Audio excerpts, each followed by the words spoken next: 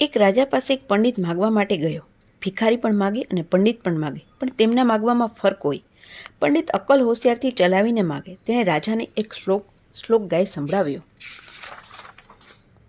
તેણે રાજાને કહ્યું, રાજા સાહેબ, શિવજી મરી ગયા છે. ત્યારે રાજાએ પૂછ્યું, એમ કેમ બને? તો પંડિતે કહ્યું, નામદાર, શિવજીનું અડધું શરીર હરિએ લીધું અને બાકીનું અડધું શરીર પાર્વતીએ લીધું. તેથી હરિહર અને અર્ધનારી નટેશ્વર થયા. આમ શિવજી હવે રહ્યા જ ક્યાં? તેમને અડધું અંગ વિષ્ણુને આપ્યું અને અડધું અંગ પાર્વતીને આપ્યું. તેથી શિવજીનો અભાવ થઈ ગયો.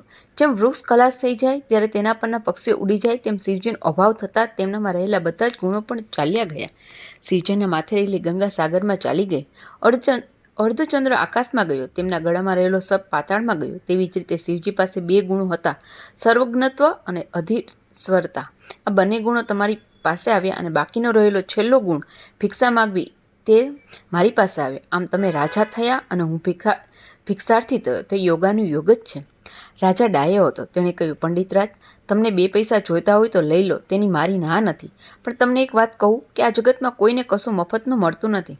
સાંભળો, યસ્માચ એન ચ યથા ચ યદાસ્ય ચસ્ય યાવચ્ચ યત્ર શુભાશુભસ્મા કર્મ તસ્માત તેન ચ તથા ચ તસ્ય તાવત્ર તત્ય વિધ્રુ વસાદ જોપતે.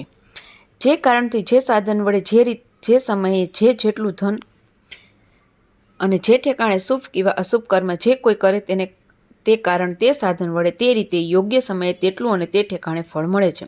તેથી મને મફતનું અધિશ્વરત્વ મળ્યું અને તને ભિક્ષાહન મળ્યું. એમ બોલ નહીં. તે કોઈને ભીખ માગતો કર્યો હશે, તેથી તને ભિક્ષાહન મળ્યું. મને ગરીબને ત્યાં જન્મ મળ્યો તે યોગાનુયોગ છે. અમુક માણસોનો જન્મ શ્રીમંતને ત્યાં થયો, તે પણ યોગાનુયોગ જ છે. તે આગલા જન્મના કર્મના શું જન્મ મળ્યો છે તે અને ખબર નથી. તેથી તેની તકરારો ચાલે છે. આ જગતમાં મફતનું કોઈને કંઈ મળતું નથી. કર્યા વગર કશું મળતું નથી. તે સિદ્ધાંત છે. જીવન યોગાનુયોગ, લાઈફ ઇઝ એ ચેન્જ બોલવામાં બૌદ્ધિક અગત્યતા છે.